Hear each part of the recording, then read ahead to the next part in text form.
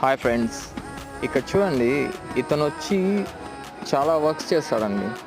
అంటే కంపెనీలో వర్క్ చేస్తూ తన కుటుంబం కోసం వేరే వేరే పార్ట్ టైమ్స్ కూడా చేస్తుంటారు. అలాంటి కష్టజీవికి మనం సపోర్ట్ చేయాలి. ఎందుకంటే ఇలాంటి వాళ్ళు చాలామంది ఉంటారు.